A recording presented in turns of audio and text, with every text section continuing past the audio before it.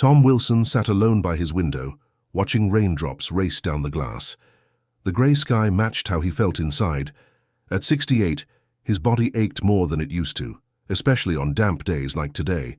His modest cottage in the small coastal village of Aberford felt emptier than ever. 6 months had passed since his beloved wife Mary died, taking with her the laughter that once filled their home. "Another day without you," Tom whispered, his weathered hands clutching the teacup that had long gone cold. He looked at the mantelpiece where photos of Mary smiled back at him. Their wedding day, Mary in her simple white dress with flowers in her hair. Their holidays in Cornwall sitting on the beach with ice creams. The garden party they had for their 40th anniversary, surrounded by friends who now rarely called. Tom stood up slowly and walked to the kitchen. The silence in the house was so loud it hurt his ears. He washed his cup and plate, wiping each one carefully before putting them away. Mary had always been particular about the dishes being dried properly before storing them. These little habits were all he had left of her now. Tom's life had become a series of empty routines. He woke up at exactly 7 each morning, made his bed with hospital corners the way he had learned in the army decades ago. Breakfast was always the same: 1 egg, 1 piece of toast, and tea. At 9, he would put on his old brown coat and walk to the village shop, buying just enough food for one day. The shopkeeper, Bill, would try to make conversation, but Tom usually answered with nods or single words. Lunch at noon, a sandwich or soup, eaten while looking out the window. Then, television until dinner, news programs mostly, as the comedy shows only reminded him that he had no one to laugh with anymore. Bed by 8, though he often lay awake until the early hours, remembering how Mary used to curl against his side, her soft breathing lulling him to sleep. In the early days after the funeral, neighbors had come by with food and sympathy. "Poor Tom," they would say, not realizing he could hear them whispering in his kitchen. "They were together so long, I don't know how he'll manage." But as weeks turned to months, the visits stopped. Their casseroles and sympathy cards had dwindled as life moved on for everyone except Tom. This particular morning started like all the others. Tom ate his lonely breakfast and put on his coat for his daily walk. The weather forecast had mentioned a rain, but he didn't care. Rain, shine. It made no difference when you had nowhere special to go and no one waiting for your return. As Tom trudged through his garden gate, the light drizzle suddenly turned into a downpour. Cold water trickled down his neck, and he quickened his pace, ducking under the red and white awning of the village bakery. He wasn't the only one seeking shelter. A young woman was struggling with several shopping bags while trying to keep hold of a restless little boy who was jumping and pointing at the cakes in the bakery window. "But, Mum, you promised a treat if I was good at the doctors," the boy was saying, tugging at his mother's coat. "Ollie, please," the woman sighed, shifting her bags. One slipped from her fingers, spilling apples across the wet pavement. Tom watched as she tried to gather them while keeping hold of both her son and the remaining bags. Before he could think about it, words came out of his mouth. Words that surprised even him after months of near silence. "Need a hand there?" Tom heard himself say. The woman looked up, pushing wet hair from her face. Her eyes were tired but kind. "That would be wonderful," she replied with a grateful smile that reminded Tom just a little of Mary's. Tom bent down, ignoring the creak in his knees, and collected the scattered apples. The little boy watched him curiously. "I'm Ollie," the child announced. "I'm 6. Are you a grandpa?" "Ollie," his mother said, looking embarrassed. "I'm so sorry. He just says what comes into his head." Tom found himself smiling for the first time in months. "It's quite all right. I'm Tom Wilson, and no, I'm not a grandpa, though Mary and I always wanted grandchildren." The woman held out her free hand. "I'm Emma Collins. We just moved here 2 weeks ago. Thank you so much for your help." As Tom took her bags, he noticed her hands were red and chapped, like someone who worked hard. The rain continued to pour down, creating a wall of water beyond the bakery awning. "Where are you headed?" Tom asked, surprising himself again with this continued conversation. "Just to the flat above the bookshop," Emma explained. "I've started working there. Not much pay, but they let us live upstairs, which helps." "I'm going that way," Tom said, though he had no particular destination in mind. "I can carry these for you." As they waited for a break in the rain, Ollie pressed his nose against the bakery window, fogging up the glass with his breath. "Mum, look at the chocolate cake," Emma smiled apologetically at Tom. "Maybe another day, Ollie. We need to be careful with money this month." Tom felt something stir inside him.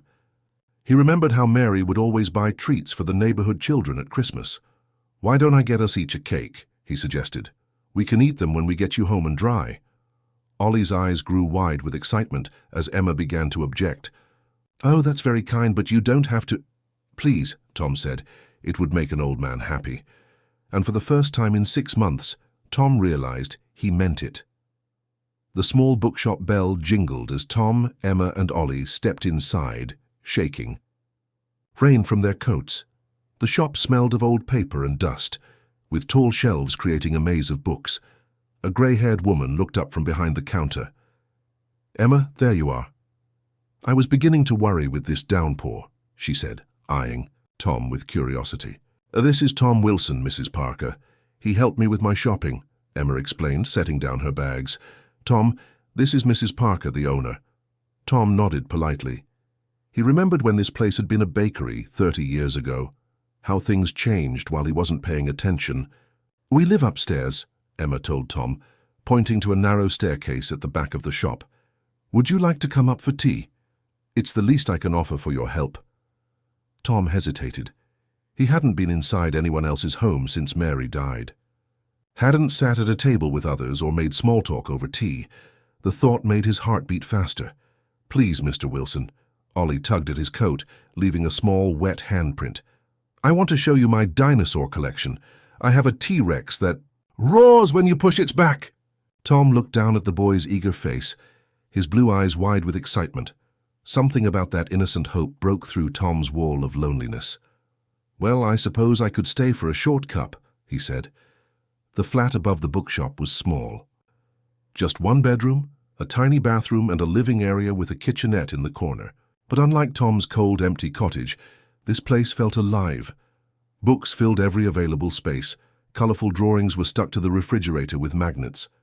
A small table by the window held 2 chairs and a plastic crate that served as a third. "Sorry about the mess," Emma said, quickly gathering toys from the sofa. "We're still settling in." "No need to apologize," Tom said, remembering how their cottage had looked when they first moved in with Mary. They had been young and poor then too, with more dreams than furniture. While Emma put the kettle on, Ollie grabbed Tom's hand and pulled him to a corner where a box of plastic dinosaurs lay scattered on a rug. "This is my favorite," Ollie said, holding up a green T-Rex. "His name is Rex, and this one is Spike, and this blue one is Sky because he flies." Tom sat carefully on the floor, his knees creaking in protest.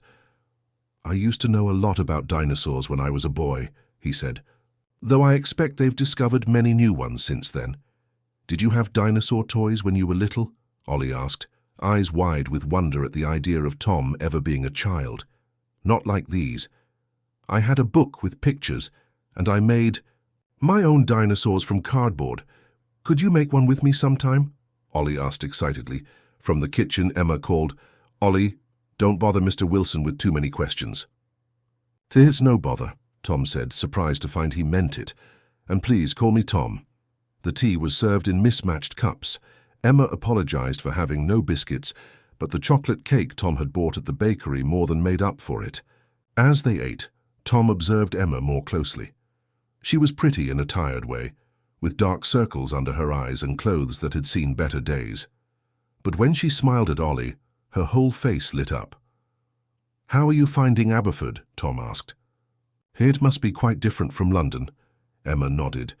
"Quieter, cleaner air, and the rent is half what we paid for a much smaller place in London." She lowered her voice as Ollie played with his dinosaurs. "It hasn't been easy, though. Bills keep piling up and Ollie's having trouble at his new school." "Is he being bullied?" Tom asked, concerned. "Not exactly. He's just shy, and he misses his friends from our old neighborhood." She sighed. "The move has been hard on him, but I had no choice. After I lost my job at the library, we couldn't afford London anymore." Tom thought about how lonely he'd been these past months, how empty his days had become, but at least he owned his home outright, and had Mary's pension plus his own. This young woman was facing much bigger challenges, yet she still smiled and made life bright for her son. "Do you have anyone helping you?" Tom asked carefully. Emma shook her head. "It's just us. Ollie's father isn't in the picture. No family nearby. My parents are in Australia. They moved there 5 years ago for Dad's health. Better climate. We talk on the computer sometimes, but—" She trailed off, looking at Ollie. "We manage." Tom nodded, understanding loneliness when he saw it. It came in different forms, but the ache was the same. The rain had stopped by the time Tom stood to leave. Ollie insisted on showing him one last dinosaur trick, making the T-Rex eat Tom's finger, which brought a chuckle from the old man. At the door, Tom found himself reluctant to go back to his empty cottage. "If you ever need help with Ollie or anything else, I'm just down the lane. Number 17, the cottage with the blue door." Emma looked surprised but grateful. "That's very kind of you." "I have plenty of time these days," Tom said simply. Walking home, Tom felt something he hadn't experienced in months, a sense of purpose. These two needed help, and he had help to give. That night, he did something he hadn't done since Mary died. He added a note to his calendar. "Check on Emma and Ollie." And for the first time in a long while, Tom looked forward to tomorrow. Tom had just finished his lunch when the telephone rang. The sound startled him. Nobody called him these days. For a moment he stared at the old phone on the wall, its shrill ring breaking the quiet of his cottage. "Hello?" he answered, his voice rough from lack of use. "Mr. Wilson? It's Emma Collins." She sounded worried. "I hate to ask, but the bookshop needs me for an emergency evening shift. Mrs. Parker has fallen and hurt her ankle. Our regular childminder is ill with a cold. Could you possibly—" "I'll be there in 10 minutes, Tom replied without hesitation, already reaching for his coat. He surprised himself with how quickly he had answered. Just a week ago, he would have found any excuse to stay alone in his cottage. The rain had stopped, but puddles still dotted the lane as Tom walked to the bookshop. He found Ollie sitting behind the counter, colouring a picture while Emma helped a customer. "Tom, thank goodness," Emma said, relief washing over her tired face. "Mrs. Parker is at the doctor's now. I need to sort through a delivery and manage the shop until closing. Are you sure this isn't too much trouble?" "Not at all," Tom said, hanging his coat on the rack by the door. "Ollie and I will be fine, won't we, young man?" Ollie looked up from his colouring book and grinned, showing the gap where his front tooth had been. "Can we make dinosaur cookies like you promised, Mr. Wilson?" Tom blinked in surprise. Had he promised that? He couldn't remember, but the hopeful look on Ollie's face made it impossible to say no. "Of course, we'll need to stop at my cottage for ingredients." That first evening set a pattern.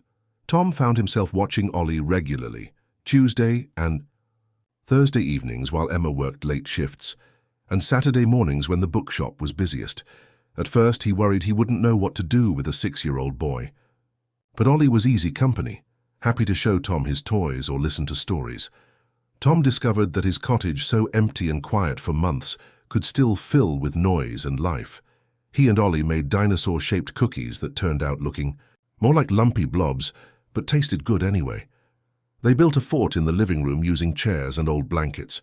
Tom taught Ollie how to play checkers, and didn't mind when the boy changed the rules to help himself win. Most surprising to Tom was how he rediscovered parts of himself he thought had died with Mary. Patience when Ollie asked the same question 5 times, playfulness when pretending the floor was hot lava, the ability to make silly voices while reading bedtime stories. Mary had always been the one good with children. Tom never thought he had it in him. The village began to notice the change in Tom Wilson. Mrs. Green at the bakery commented that he was buying more than just a single loaf these days. Bill at the village shop noticed Tom buying chocolate biscuits and orange juice, things he never bought for himself. Even old Pete, who walked his dog past Tom's cottage every morning, remarked on the difference. "You trimmed your hedge," Pete said one day, stopping to lean on the garden gate. "Looks smart," Tom nodded. He had cut back the overgrown bushes after. Ollie mentioned they looked like monster arms reaching for people walking by. "Needed doing," he said simply. But it wasn't just the hedge. Tom painted his blue door, which had faded to a dull grey over the years. He started wearing jumpers that weren't grey or brown, a red one Mary had given him years ago, and a blue one he'd forgotten he owned. He even went to the barber for a proper haircut, not just his usual quick trim. One Thursday evening, as Emma worked through inventory in the bookshop below, Tom sat with Ollie on the worn sofa in the flat. They had just finished reading a story about a lost bear finding his way home. Ollie was quiet, thinking about something. Then he asked a question. That stopped Tom cold. "Were you always sad, Mr. Wilson?" Tom set the book down, searching for the right words. He wasn't used to talking about his feelings, especially with a child, but Ollie's face was serious, his eyes trusting. "No, Ollie. I was happy for a very long time," Tom said slowly.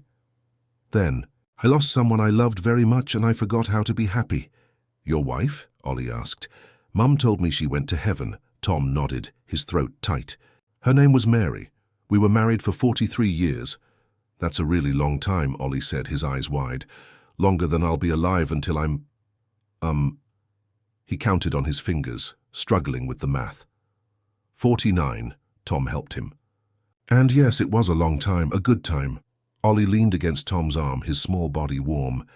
"My dad left when I was a baby. I don't remember him. Sometimes I'm sad about that." Tom put his arm around the boy's shoulders. "I'm sorry. But my mum says it's okay to be sad sometimes," Ollie continued. "But we can't forget to look for good things too, like how we got to move here and meet you. That's a good thing." Tom felt something warm spread through his chest. "Yes," he agreed softly, "that is a very good thing." That night, after walking Emma and Ollie home, Tom sat at his kitchen table. The house was quiet again, but somehow it didn't feel as empty as before. He opened a drawer and pulled out an old notebook, bound in faded blue leather. The pages were yellow with age. This was the gratitude journal he and Mary had kept for years. Each night before bed, they would write down one thing they were grateful for that day. The last entry was from 6 months ago, the day before Mary went into the hospital for the final time. Her handwriting, shaky but determined. "Today, I am grateful for 43 years with my Tom." With a shaking hand, Tom picked up a pen. Under Mary's last entry, he wrote, "Today I am grateful for dinosaurs and the wisdom of children. The leaves turned golden, then brown, then fell from the trees as autumn deepened in Aberford. Cold winds blew in from the sea, bringing the first frost that crunched under Tom's boots as he walked to Emma and Ollie's flat each morning. His cottage, once a place of lonely silence, had changed. Ollie's colourful drawings covered the refrigerator door. A small pair of blue wellies stood next to Tom's larger boots by the front door. The spare bedroom that had been empty for years now held a box of toys and books for when Ollie stayed over. Life had settled into comfortable routines for the three of them. Sunday meant roast dinner at Tom's cottage. Emma would bring dessert, usually a simple apple crumble or rice pudding, while Tom prepared the meat and vegetables. He had started using Mary's old recipes again, finding joy in cooking for others, instead of just making enough to keep himself alive. Wednesdays were for helping Ollie with his homework. Tom discovered he had a knack for explaining maths in ways that made the boy laugh and learn at the same time. "Mr. Wilson makes numbers fun," Ollie told his teacher, who had noted his improved work. Weekends often meant trips to the beach. Even as the weather grew colder, they would bundle up in warm coats and scarves to walk along the shore. Ollie collected shells and interesting stones, while Tom taught him how to skip rocks across the water. Emma would watch them, her camera, capturing moments she later printed and added to an album she'd titled Our Aberford Life. "Mary and I used to walk this same beach," Tom told Emma one blustery Saturday as Ollie ran ahead chasing seagulls. She loved the sea in all seasons, said it reminded her that life is always changing, never still. Emma noticed Tom talking more about Mary these days, not with the raw pain that had marked his voice in the early days of their friendship, but with fond remembrance. Little stories would come out during everyday moments, how Mary had always sung while washing dishes, her love of thriller novels, her habit of leaving notes in Tom's lunchbox when he was still working. "She would have loved your shepherd's pie," he told Emma one evening as they washed up after dinner, "and she would have adored Ollie's energy. She always said our house needed the sound of children, but not everything was smooth in their new life." As Christmas decorations appeared in the village shops, a worry line deepened between Emma's eyebrows. The bookshop was struggling financially. Mrs. Parker had confided in Emma that sales were down, and the building's owner had sent notice that the rent would increase after Christmas. "People buy books online now," Emma explained to Tom one evening as Ollie played with his toys. "They come in, look at books, then go home and order them cheaper on the internet, and our building needs repairs that Mrs. Parker can't afford." Tom nodded, understanding the problem. The same thing had happened to many small businesses in villages like Aberford. Even the fishing boats that had once been the heart of the village were fewer each year, unable to compete with large commercial operations. One snowy evening in early December, Tom was reading by the fire when he heard a knock at his door. It was unusual for anyone to visit this late. Opening the door, he found Emma standing in the swirling snow, her coat dusted white, her eyes red from crying. "Ollie's asleep at home," she said quickly, seeing his concerned look. "Mrs. Parker is sitting with him. I just needed—" Her voice broke. Tom ushered her inside and put the kettle on. At the kitchen table, Emma's cold hands wrapped around a mug of hot tea, she finally spoke the words that had been troubling her. "For weeks. I don't think we can stay in Aberford," she confessed. "Mrs. Parker told me today that she's selling the bookshop. She can't make it work anymore, and her doctor wants her to move in with her daughter in Bristol, without the job and—" "The flat?" She wiped away fresh tears. "London has more jobs, but it's not home," Tom finished for her. Emma nodded. "Ollie loves it here. He has friends now. His teacher says he's doing so well. And you—" She looked up at Tom. "You've become like family to us." Tom reached across the table and patted her hand. "Let me think on this. There must be a solution." After Emma left, Tom couldn't sleep. He put on his dressing gown and slippers and walked through his cottage, really seeing it for the first time in months. 4 bedrooms, 2 bathrooms, a large kitchen, a sitting room, a study, and a garden Mary had loved. Far too much space for one old man. In the study, Tom looked at the framed photo of Mary on his desk. "What would you do, my love?" he asked aloud. As if in answer, he remembered something Mary had often said. "Life is for living, Tom, and living means sharing." An idea began to form in his mind, a way to help Emma and Ollie, while also giving himself a new purpose. It would mean big changes, taking risks at a time in his life when most men his age were settling into quiet retirement. But then again, hadn't these past months shown him that change could be good? The next morning, Tom called his old friend Robert, who had been an estate agent before retiring. They had played darts together at the village pub for 30 years, though Tom had barely seen him since Mary's funeral. "Robert, it's Tom Wilson. I need to understand something about letting arrangements," Tom began, his voice stronger and more decisive than it had been in months, "and perhaps about becoming a business partner in a small bookshop." The first daffodils pushed through the cold ground in March, bright yellow against the dark soil. Spring arrived in Aberford, bringing warmth and new beginnings. The biggest change in the village was the bookshop on High Street. The old faded sign had been replaced with a fresh blue one that read, "Wilson and Collins Books and Tea," the dusty. Windows now sparkled in the sunshine, showing off colourful book displays and comfortable chairs inside. Tom stood back and looked at the shop with pride. The renovation had taken 2 months of hard work. The back room, once filled with old boxes and forgotten inventory, had been transformed into a cosy cafe. Small round tables with chairs filled the space. The walls were painted a warm cream colour. Photos of the village from years gone by hung in simple frames. In the corner, a glass case displayed Mary's famous scones, made fresh each morning using her recipe that Tom had kept all these years. "Your mum would love this," Bill from the grocery shop said as he passed Tom on the street. "She always did enjoy bringing people together." Tom nodded in agreement. Mary had been the heart of their home, always welcoming friends and neighbours. Now her spirit lived on in this new place that was already becoming the centre of village life. The changes weren't just at the bookshop. Tom's cottage had been transformed too. With help from Robert and other friends, the upper floor had been converted into a proper flat for Emma and Ollie. It had its own entrance, a small kitchen, 2 bedrooms, and a living room with windows that looked out over the garden. Tom kept the ground floor for himself, which felt just right, not too big to maintain, but with enough space for his books and Mary's piano, which Emma was slowly learning to play. The arrangement benefited everyone. Emma paid an affordable rent that was much less than market rate. Tom had company and purpose again, and Ollie had the stability of a home where he could put down roots, with a garden to play in and his own room decorated with dinosaur wallpaper that Tom had helped him put up. "Are you sure you don't want the larger bedroom?"